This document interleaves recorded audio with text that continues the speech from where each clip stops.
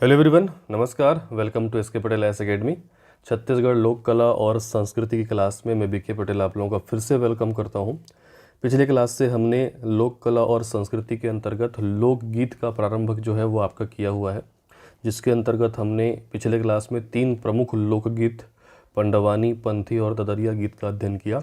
उसी श्रृंखला को आगे बढ़ाते हुए आज के क्लास में हम चंदैनी गायन का अध्ययन करेंगे, भरथरी गीत के बारे में जो है वो पढ़ेंगे, जो हमारा ढोला मारू गीत है छत्तीसगढ़ में उसके बारे में पढ़ेंगे, और सबसे अंतिम में आज के क्लास में बांस गीत का जो है वो आपका अध्ययन करने वाले हैं।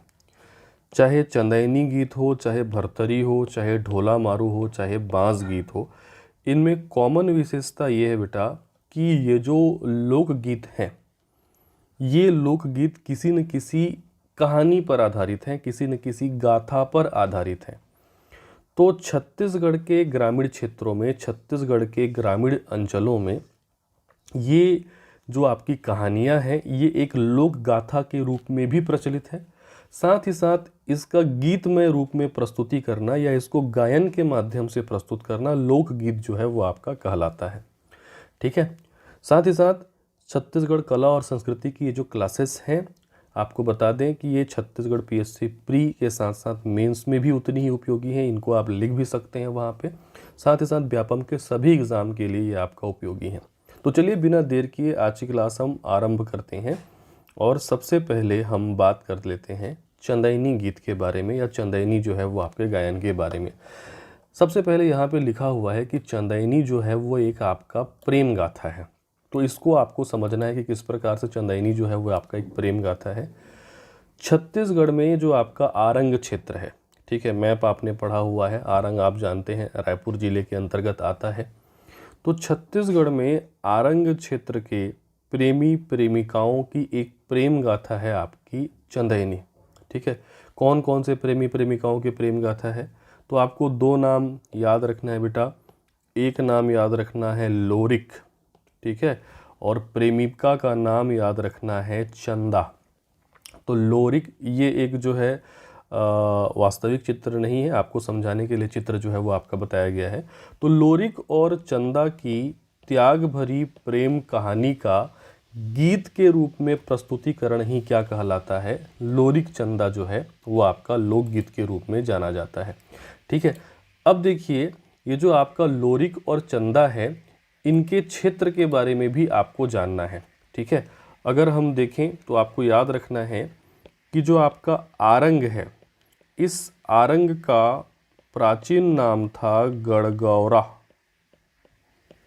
ठीक है। इसी आरंग की निवासी थी चंदा, और आरंग से 8 किलोमीटर की दूरी पर एक स्थान था रीवा, और इस रीवा के निवासी थे लोरिक। तो आप क्षेत्र भी याद रखिएगा। चंदा जो है, या जो प्रेमिका है चंदा, वो आरंग या गढ़गौरा की निवासी थी, और आरंग से 8 किलोमीटर दूर एक स्थान है आपका रीवा, वहाँ की निवासी थे क्या आपके लोरिक। तो लोरिक और चंदा की प्रेम कहानी को जो है आपका चंदैनी गायन के माध्यम से जो है वो आपका प्रस्तुत किया जाता है, और छत्तीसगढ़ के ये आदर्श प्रेमी युगल जो हैं वो कहे जाते हैं। साथ ही साथ आपको याद रखना है, जैसा कि मैंने कहा कि छत्तीसगढ़ में ग्रामीण क्षेत्रों में ये जो लोरिक और चंदा की कहानी है, ये एक गाथा के रूप में भी गाई जाती है, मतलब कहानी के माध्यम से भी प्रस्तुत किया जाता है, साथ ही साथ गीत के माध्यम से भी प्रस्तुत किया जाता है। तो इसकी 2 शैलियाँ प्रचलित हैं, एक कहानी या गाथा वाला शैली प्रचलित है, और एक गीत वाला शैली प्रचलित है। तो जो गाथा वाली शैली है वो कहलाती है लोरिक। ठीक है, इसको याद रखिएगा। और जो गीत वाली शैली है, इसको हम कहते हैं चंदैनी। ठीक है। तो गाथा के रूप में इसका प्रस्तुतिकरण या गाथा के रूप में इसको जब आपका बताया जाता है तो वो लोरिक कहलाता है। जब इसको गीत के माध्यम से प्रस्तुत करते हैं तो इसको चंदैनी गीत या चंदैनी गायन कहते हैं। साथ ही साथ जब इसको मंच पे नृत्य नाट्य अभिनय के द्वारा प्रस्तुत किया जाता है तो इसके ऊपर एक नाचा पार्टी भी है जो कहलाती है चंदैनी गोंदा, है ना। प्रमुख नाचा कलाकार हैं हमारे रामचंद्र देशमुख जी, उनकी नाचा पार्टी है चंदैनी गोंदा। ठीक है। तो एक लोक नाट्य के रूप में भी आप इसको जान सकते हैं। लेकिन लोक नाट्य के रूप में जब लोक नाट्य का आप सीरीज़ पढ़ेंगे, ठीक है, तो हम उसमें चंदैनी गोंदा और रामचंद्र देशमुख जी के बारे में चर्चा करेंगे। फिलहाल यहाँ पे हम चंदैनी गीत के बारे में चर्चा करते हैं। तो चंदैनी गीत क्या याद रखोगे कि लोरिक और चंदा की प्रेम गाथा का गीत के रूप में वर्णन ही क्या कहलाता है, आपका चंदैनी कहलाता है। चंदा जो है वो आरंग या गढ़गौरा की निवासी थी, और जो आपके लोरिक हैं वो आरंग से 8 किलोमीटर दूर रीवा के जो है वो आपके निवासी थे। और इसकी गाथामय शैली कहलाती है लोरिक और गीतमय शैली कहलाती है चंदैनी। ठीक है, चंदैनी गायन में अगर हम वाद्य यंत्रों की बात करें तो इसमें दो प्रमुख वाद्य यंत्रों का प्रयोग किया जाता है, एक है टिमकी और एक है आपका ढोलक। देखिए, मंच प्रस्तुतिकरण के समय मैं बार बार आपको बताता हूँ कि बहुत सारे वाद्य यंत्र रहते हैं, लेकिन चंदैनी के लिए जो विशेष वाद्य यंत्र हैं, जो उसकी खासियत है, वो है आपका टिमकी और ढोलक। चित्र में देख सकते हैं कि ये है आपका टिमकी और ये है आपका ढोलक। ठीक है, ढोलक और जो मांदर है या मृदंग है देखने में एक जैसे दिखाई देते हैं, लेकिन फ़र्क ये है कि ढोलक के दोनों सिरों का व्यास जो है वो एक समान होता है। ठीक है, बेलनाकार तो दोनों ही होते हैं, लेकिन ढोलक के दोनों सिरों का व्यास एक समान होता है, जबकि जो मांदर या मृदंग होता है उसके एक सिरे का व्यास छोटा होता है और दूसरे सिरे का व्यास चौड़ा या आपका बड़ा होता है। ठीक है, तो चंदैनी के लिए दो प्रमुख वाद्य यंत्र आप याद रख लीजिए, टिमकी और आपका ढोलक। ठीक है, अब अंतिम में हम बात कर लेते हैं चंदैनी के छत्तीसगढ़ के प्रमुख ख्याति प्राप्त कलाकार। ठीक है, तो सबसे ख्याति प्राप्त कलाकारों में पहला नाम आपको याद रखना है बेटा, चिंता दास चंदैनी। नाम में ही इनका चंदैनी लिखा हुआ है, तो चंदैनी के ख्याति प्राप्त कलाकारों में पहला नाम आप याद रखिएगा चिंता दास चंदैनी जी का, और दूसरा नाम एक महिला गीतकार का नाम याद रखिएगा, स्वर्गीय सुरुजबाई खांडे। ठीक है, तो स्वर्गीय सुरुजबाई खांडे जी का नाम विशेष रूप से याद रखें क्योंकि ये चंदैनी गायन के लिए भी प्रसिद्ध हैं। सुरुजबाई खांडे जी भरथरी गायन के लिए भी प्रसिद्ध हैं। सुरुजबाई खांडे जी ढोला मारू भी गाती हैं। ठीक है, गाती थी क्योंकि इनका निधन हो चुका है। ठीक है, तो स्वर्गीय सुरुजबाई खांडे जी का नाम याद रखिएगा और चिंतादास चंदैनी जी का। ठीक है, तो चलिए इन बातों को मैं लिख देता हूँ, उसके बाद अगले गीत की ओर हम आगे बढ़ेंगे। तो सबसे पहले याद रखिए कि यह एक प्रेम गाथा है जिसमें लोरिक एवं चंदा के प्रेम जीवन का गीतमय शैली में वर्णन किया जाता है।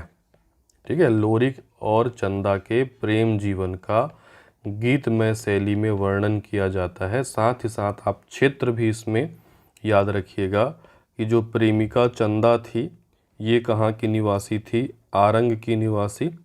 आरंग का प्राचीन नाम क्या याद रखेंगे, आरंग को प्राचीन समय में गढ़गौरा भी कहते थे, और इसी आरंग से 8 किलोमीटर दूरी पर जगह था आपका रीवा, और रीवा के निवासी कौन, आपके लोरिक जो हैं वो थे।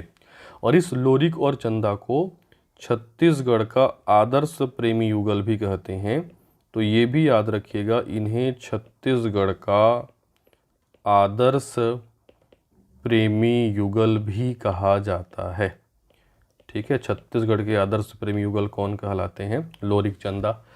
ठीक है, विश्व स्तर पे तो देखिए आपका हीर रांझा, सीरी फरहाद, लैला मजनू का नाम तो आपने सुना ही होगा। वैसे छत्तीसगढ़ के आदर्श प्रेमी युगल कौन कहलाते हैं, लोरिक और चंदा। ठीक है, चलिए और क्या याद रखना है, मैंने बताया कि इसकी दो शैलियाँ हैं। कौन कौन सी दो शैलियाँ हैं, एक तो जो हम पढ़ रहे हैं वो शैली कहलाती है गीतमय शैली, और लोरिक चंदा की इस गीतमय शैली को किस नाम से जानते हैं, चंदैनी। तथा इसकी जो गाथामय शैली है जिसमें गाथा के रूप में वर्णन होता है उसको क्या कहा जाता है, लोरिक। तो गीतमय शैली चंदैनी और गाथामय शैली क्या कहलाती है, लोरिक कही जाती है। वाद्य यंत्र मैंने बता दिया था, वाद्य यंत्र याद रखना है ढोलक और टिमकी।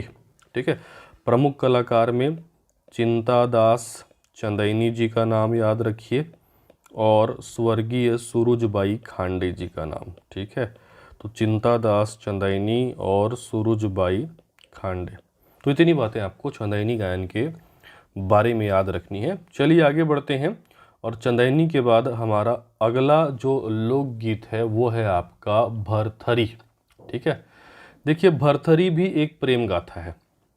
ठीक है, किनकी प्रेम गाथा है, तो ये राजा भर्तृहरि, अगर सही नाम देखा जाए तो ये है भर्तृहरि। ये उज्जैन के राजा थे। ठीक है, और इनको आम लैंग्वेज में क्या कहा जाता है, राजा भर्तृहरि। ठीक है, और इनकी रानी थी रानी पिंगला। तो ये उज्जैन की कहानी है, उज्जैन के राजा भर्तृहरि और उनकी रानी पिंगला की कहानी। इसको आप एक प्रेम गाथा भी कह सकते हैं, इसको आप एक वैराग्य रस पे आधारित गीत भी कह सकते हैं। कैसे वैराग्य रस पे आधारित? वैराग्य मतलब होता है दिन दुनिया को छोड़ देना, सांसारिक मोह माया को त्याग देना और सन्यासी जीवन जो है वो व्यतीत कर लेना।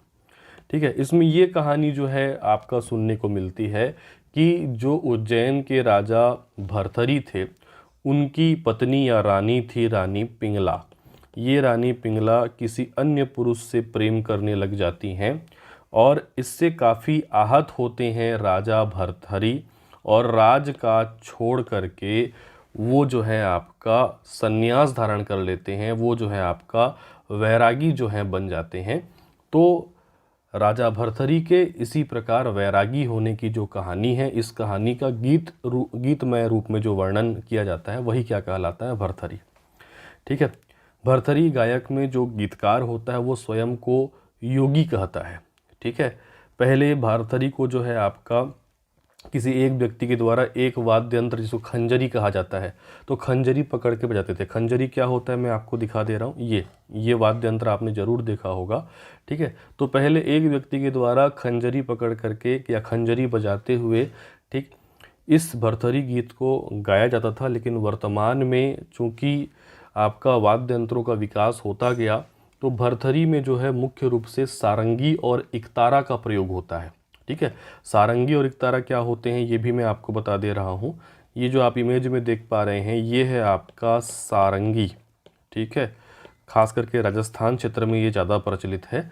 ठीक है, और ये है आपका इकतारा, इसमें एक ही तार होता है इसीलिए इसको इकतारा कहते हैं। तो आपका भर्तृहरि के दो प्रमुख वाद्य यंत्र आप याद रखिएगा, सारंगी और इकतारा।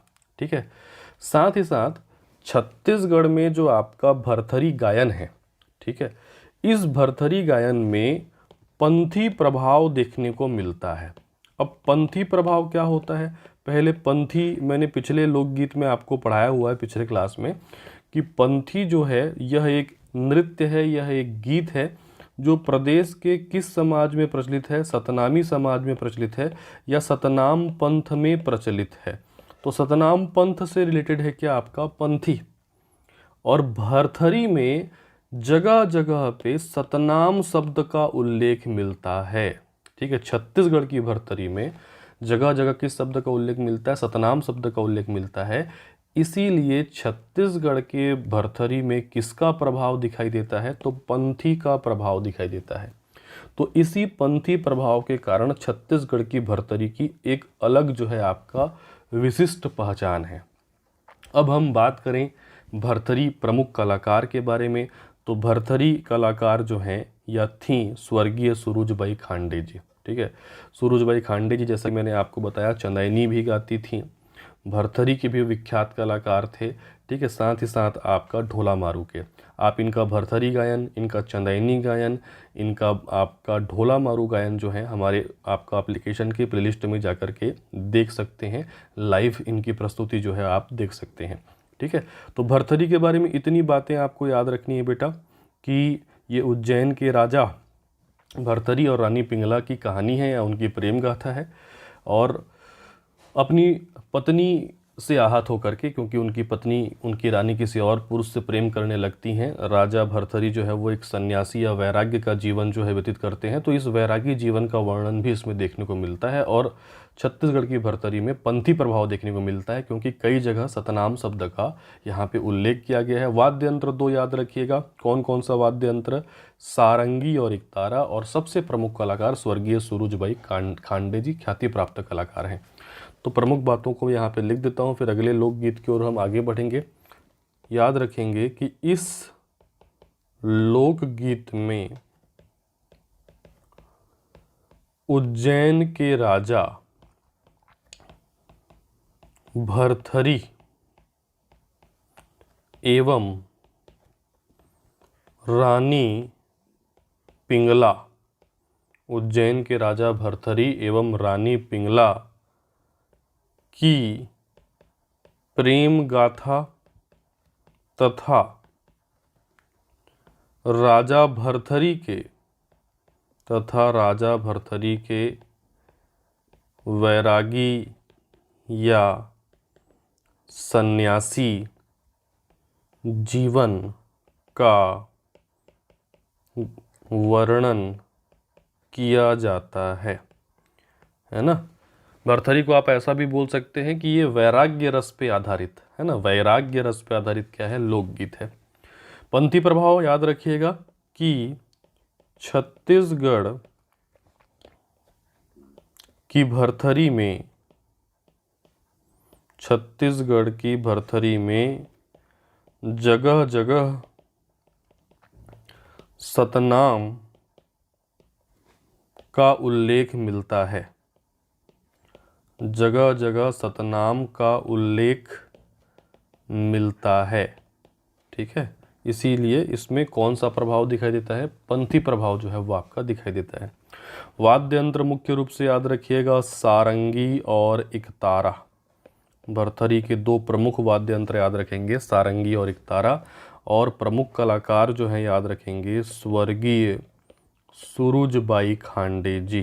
ठीक है, तो स्वर्गीय सूरजबाई खांडे जी भर्तरी की जो है वो आपकी ख्याति प्राप्त कलाकार थी।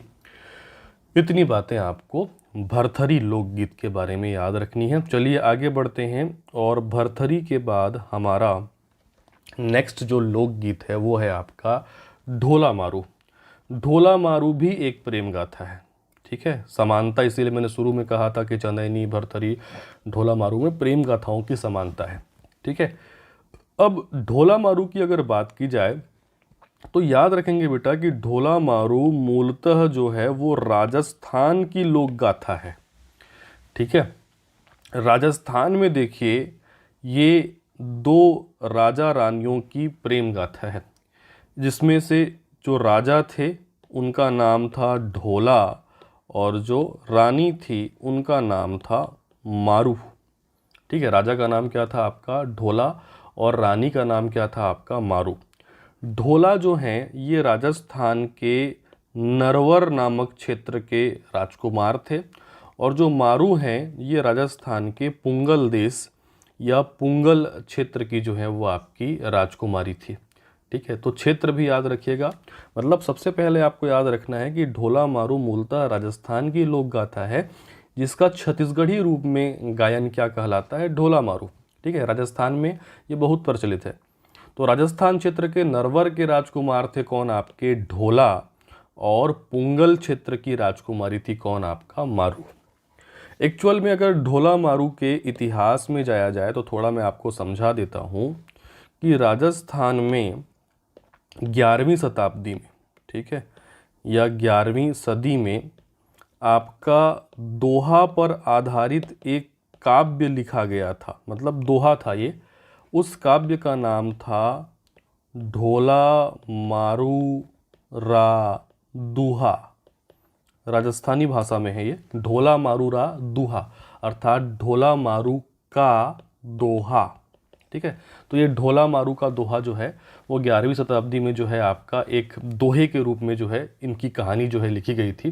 बाद में 17वीं शताब्दी में उस क्षेत्र के जो है प्रमुख आपके कवि लेखक बोलना चाहिए कुशल राय वाचक जी, इन्होंने इसमें चौपाई जोड़ करके इनका जो है और आपका विस्तार किया। यह ढोला मारू की जो आपकी लोक गाथा है, इसकी काव्यात्मक प्रस्तुति जो है वो राजस्थान क्षेत्र में आज भी की जाती है और ये राजस्थान के अलावा पूरे उत्तर भारत में जो है ये बहुत ही विख्यात है। ठीक है, और छत्तीसगढ़ में ढोला मारू की इस प्रेम गाथा का अत्यंत ही रहस्यात्मक शैली में इसको जो है आपका गाया जाता है। हालांकि ये ढोला मारू दोनों की प्रेम गाथा है, लेकिन इसमें मुख्य रूप से जो राजकुमारी मारू हैं इनका वर्णन जो है ज़्यादा किया जाता है। किसका वर्णन ज़्यादा मिलता है? तो राजकुमारी मारू का वर्णन जो है वो ज़्यादा मिलता है। ठीक है, बात कर लेते हैं कि इस ढोला मारू गायन में वाद्य यंत्र कौन सा यूज़ होता है। तो इसमें भी भरतरी की भांति जो है सारंगी का प्रयोग होता है, इसमें भी एकतारा का प्रयोग होता है, क्योंकि सारंगी और एकतारा मूलतः राजस्थानी क्षेत्र के वाद्य यंत्र हैं। तो भरथरी में भी, ढोला मारू में भी सारंगी एकतारा का प्रयोग होता है। साथ ही साथ ढोला मारू में ढोलक का भी जो है वो आपका प्रयोग होता है। तो ये तीन प्रमुख वाद्य यंत्र आप ढोला मारू के लिए याद रख सकते हैं, सारंगी, एकतारा और आपका ढोलक। कलाकार देखें तो इनमें भी प्रमुख कलाकार का नाम वही आएगा, कौन? आपके स्वर्गीय सुरुजबाई खांडे जी। तो शुरू से मैं आपको बताते आ रहा हूँ कि जो सुरुजबाई खांडे हैं ये आपको चंदैनी गायन के लिए भी याद रखना है, इनको भरथरी गायन के लिए भी याद रखना है, इनको ढोला मारू गायन के लिए भी याद रखना है। ठीक है, सुरुजबाई खांडे के अलावा एक नाम आप और याद रख सकते हैं, वो है जगन्नाथ कुम्हार जी का। ठीक है, तो ढोला मारू गायन के लिए दो प्रमुख कलाकारों का नाम आप याद रखिए, सुरुजबाई खांडे और कौन? आपका जगन्नाथ कुम्हार। तो इतनी बातें आपको ढोला मारू के लिए याद रखनी है। याद रखिएगा कि मूलतः राजस्थान की लोक गाथा है। राजस्थान में नरवर क्षेत्र के राजकुमार ढोला और पुंगल देश की राजकुमारी मारू के प्रेम गाथा का गीत के रूप में वर्णन छत्तीसगढ़ी भाषा में रहस्यमयी शैली में वर्णन क्या कहलाता है? ढोला मारू लोकगीत। और जैसा कि मैंने बताया कि ये मूलतः 11वीं शताब्दी में रचित एक दोहा था, जिसको राजस्थानी भाषा में ढोला मारू रात दोहा कहते थे, और बाद में इसको विस्तारित जो है आपका किया गया। ठीक है, वाद्य यंत्र सारंगी, एकतारा और ढोलक, दो प्रमुख फेमस कलाकार याद रख लीजिए, सुरुजबाई खांडे जी और जगन्नाथ कुम्हार जी। तो चलिए लिखते हैं प्रमुख बातों को। सबसे पहले याद रखिएगा कि यह मूलतः राजस्थान की लोक गाथा है। ठीक है, जिसमें राजस्थान के नरवर के राजकुमार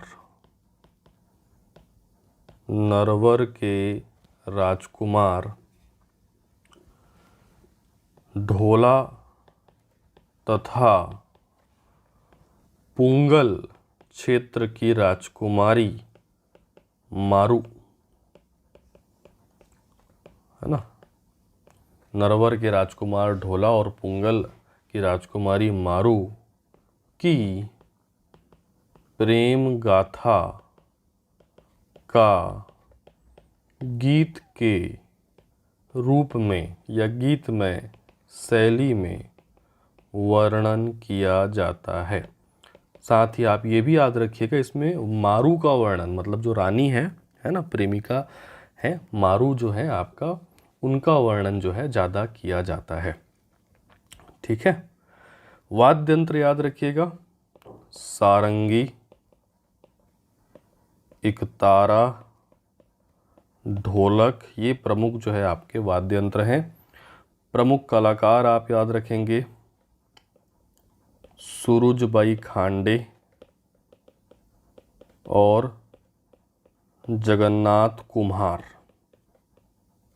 है ना। सुरुजबाई खांडे का नाम याद रखिए, और क्या नाम याद रखेंगे? जगन्नाथ कुम्हार। ठीक है, तो ये हो गया आपका ढोला मारू गीत। आगे बढ़ते हैं और अगला जो हमारा गीत है वो है आपका बांस गीत। ठीक है, बांस गीत जो है वो बांस शब्द से बना हुआ है। बांस शब्द से क्यों बना हुआ है? क्योंकि इसमें जो वाद्य यंत्र होता है वो 1 मीटर लंबा बांस होता है। ठीक है, इसको और अच्छे से मैं आपको यहाँ पे दिखा देता हूँ। ये देखिए, वाद्य यंत्र जो होता है वो बांस होता है, 1 मीटर लंबा बांस, जो उसकी जो है आपका सजावट की जाती है 1 मीटर लंबा सजा धजा हुआ बांस। मतलब देखिए, बांस से बनती है बांसुरी, है ना। तो बांसुरी छोटी होती है, और जब लगभग 1 मीटर लंबाई और थोड़े चौड़े बांस का प्रयोग करके जो वाद्य यंत्र बनाया जाता है, जिसको फूंकने के लिए काफ़ी सांस की आवश्यकता होती है, ठीक है, इसके लिए अनुभव की आवश्यकता होती है, ये वाद्य यंत्र जो है आपका बांस वाद्य यंत्र कहलाता है। ठीक है, अब बात करते हैं कि ये बांस गीत है क्या और इसके बारे में क्या क्या चीज़ें आपको याद रखनी है और किस प्रकार से प्रश्न यहाँ से बनते हैं। सबसे पहले तो मैं आपको समझाता हूँ कि ये जो आपका बांस गीत है, ठीक है, इस बांस गीत का नाम वाद्य यंत्र बांस के चलते पड़ा है, लेकिन इसका थीम क्या है। बांस गीत एक्चुअल में एक करुण गाथा है, दुख पर आधारित गाथा है, करुण रस पर आधारित गाथा है। ठीक है, किनकी गाथा है ये? महाभारत के पात्र कर्ण, महाभारत के पात्र मोरध्वज, महाभारत के ही पात्र शीत बसंत। तो महाभारत के पात्र कर्ण, मोरध्वज, शीत बसंत की गाथाओं को गीत के रूप में गाना क्या कहलाता है? बांस गीत जो है वो आपका कहलाता है। ठीक है, अब इस बांस गीत में मुख्य रूप से जो है यादव जाति के लोग या फिर राउत जाति के लोग जो है इस बांस गीत को गाते हैं। ठीक है, अर्थात इस गीत के लिए विशेष जाति अगर पूछा जाए तो आपको आंसर लेना है राउत जाति। तो राउत जाति में जो आपका बांस होता है ये एक वाद्य यंत्र के रूप में प्रयोग किया जाता है, और इस बांस गीत को गाने की एक शैली होती है। ठीक है, और इस शैली को हम समझते हैं कि इस शैली में मुख्य रूप से 4 कलाकार या 4 जो है वो प्रस्तुतिकरण करने वाले पात्र होते हैं। एक होता है गायक, एक होता है रागी और एक होता है वादक। ये 3 तो आपका समझ ही लिया, लेकिन कई बार इसमें एक और पात्र होता है डेही। ठीक है, अब गायक, रागी और वादक मैं पहले समझाया हूँ, अब हम इसको समझते हैं कि गायक, रागी, वादक और डेही क्या होता है। गायक कहने का मतलब वो व्यक्ति जो उस करुण गाथा को गाएगा, अर्थात जो गीत गाएगा वो गायक कहलाएगा। ठीक है, रागी जो है ये गायक के सुर में स्वर मिलाएगा, उसके स्वर में स्वर मिलाते हुए जाता है। ठीक है, कई बार दोनों एक साथ गाते हैं, यहाँ पे थोड़ी भिन्नता है। ठीक है, वादक जो है वो क्या बजाता है? आपका 1 मीटर लंबे बांस को बजाता है। ठीक है, और जो डेही है ये बीच बीच में अच्छा, धन्य हो, इस प्रकार का वर्ड जो है वो बोलते हुए जाता है। ठीक है, इस चित्र के माध्यम से मैं आपको समझाता हूँ। देखिए, मुख्य रूप से जो आपके बांस बजाने वाले होते हैं वो 2 होते हैं, एक नहीं होते हैं। इसलिए 2 होते हैं क्योंकि इसको फूंकने में बहुत ज़्यादा सांस की आवश्यकता पड़ती है, सांस भर जाता है और लंबे समय तक एक ही वादक इसको नहीं बजा सकता। तो जहाँ से धुन छूटती है, एक वादक जब उसको बजाता है और जहाँ से धुन छूटती है ये जब रुकता है तो ये चालू हो जाता है। ठीक है, तो एक एक करके दोनों जो है वो बजाते हुए जाते हैं। ठीक है, सबसे पहले क्या होता है कि पहला वादक बांस से बनी इस वाद्य यंत्र को बजाता है, और जहाँ पर वो रुकता है, जहाँ से वो अपनी सांस छोड़ता है, वहाँ से दूसरा वादक उसी स्वर को जो है आपका आगे बढ़ाता है। ठीक है, इसी बीच में जो हमारा आपका गायक है वो इस लोकगीत को, शीत बसंत, कर्ण, मोरध्वज की लोक गाथाओं को, इनकी करुण गाथाओं को गाता है, और इस गायक के सुर में स्वर मिलाता है कौन? आपका रागी। और बीच बीच में जो आपका डेही है वो गायक और रागी को धन्य हो, वाह वाह, अच्छा, बहुत अच्छा, इस प्रकार शब्दों से उनको प्रोत्साहित करता है। ठीक है, तो ये जो बांस की धुन होती है ये मधुर नहीं होती, थोड़ी सी फटी हुई होती है, लेकिन इसको इस प्रकार से बजाया जाता है कि इसकी विशेष धुन भी लोगों को मोहित कर लेती है। ठीक है, तो याद रखेंगे, बांस गीत एक करुण गाथा है, महाभारत के पात्र कर्ण, शीत बसंत, मोरध्वज की करुण गाथा है। मुख्य रूप से राउत जाति के द्वारा जो है इसको गाया बजाया जाता है, और इसमें गायक, रागी, वादक और डेही जैसे कलाकार होते हैं। वाद्य यंत्र कहा जाए तो वाद्य यंत्र, जाहिर सी बात है, इसमें क्या होता है? आपका बांस। अगर प्रमुख कलाकारों की बात की जाए तो इसमें आपको 2 प्रमुख कलाकारों का नाम याद रखना है। बांस गीत के ख्याति प्राप्त कलाकार हैं कैजू राम यादव और नकुल यादव। ये क्वेश्चन कई बार पूछा गया है, ठीक है। तो बांस गीत के दो प्रमुख कलाकारों का नाम आप याद रख लीजिए, कैजूराम यादव और नकुल यादव। चलिए इन बातों को लिखते हुए चलते हैं। ठीक है, तो याद रखिएगा बांस गीत क्या है आपका, एक करुण गाथा है, करुण रस पे आधारित गाथा है। तो याद रखेंगे कि बांस गीत में महाभारत के पात्र कर्ण, मोरध्वज, शीत बसंत आदि की करुण गाथाओं का, है ना, दुख भरी गाथाओं का या आदि की करुण गाथाओं का वर्णन होता है। ठीक है, अर्थात ये किस रस पर आधारित है, करुण रस। तो मैं ब्रैकेट में लिख देता हूँ, करुण रस पर आधारित होता है।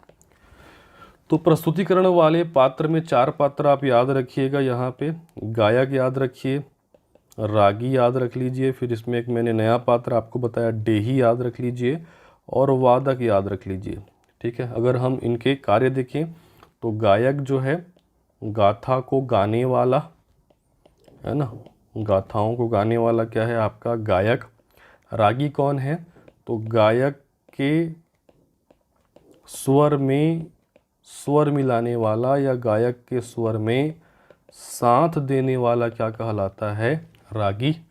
डेही, डेही किसको कहेंगे, जो धन्य हो, अच्छा आदि शब्दों से, है ना, आदि शब्दों से गायक और रागी को क्या करने वाला, प्रोत्साहित करने वाला, है ना। तो धन्य हो, अच्छा आदि शब्दों से प्रोत्साहित करने वाला कौन है आपका, डेही। और वादक, वादक कौन होगा, बांस को बजाने वाला, है ना, बांस को बजाने वाला क्या कहलाएगा आपका वादक।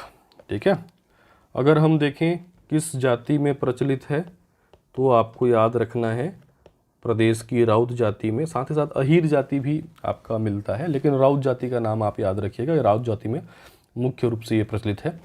वाद्य यंत्र 1 मीटर लंबा सजा हुआ बांस, है ना। तो 1 मीटर लंबे सजे धजे बांस को जो है वो आपका बजाया जाता है। प्रमुख कलाकार याद रखिए कैजूराम यादव और नकुल यादव। प्रमुख कलाकार कैजूराम यादव और आपका नकुल यादव। ठीक है, तो ये हो गया हमारा बांस गीत। तो आज की क्लास में हमने जितने भी गीतों को पढ़ा है उसको एक मैं क्विक रिवीजन जो है वो आपके सामने कर देता हूँ। सबसे पहले आप याद रखिए चंदैनी, प्रेम गाथा है किसका, लोरिक और चंदा का। ठीक है, जिसमें चंदा गढ़गौरा आरंग की निवासी और वहाँ से 8 किलोमीटर दूर रीवा के निवासी थे लोरिक। इनको छत्तीसगढ़ का आदर्श प्रेमी युगल कहा जाता है। इस लोरिक चंदा की जो गाथामय शैली है वो लोरिक कहलाती है, गीतमय शैली क्या कहलाती है, चंदैनी।